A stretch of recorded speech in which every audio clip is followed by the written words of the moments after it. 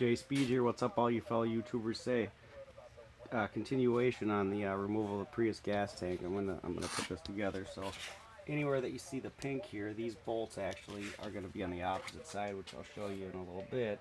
But each one of those pieces of hardware have to come out. They're 14mm hardware. That's got a hose clamp on it. This one was completely rusted to nothing, so it'll have to be replaced with the new tank. And then obviously your fuel fill hose, and then vent hose going to this evap system. Those are the items you got to disconnect, including this item right here, which is the plug-in for the fuel pump, fuel sending unit, and evap sensor, I believe. And then look in the car.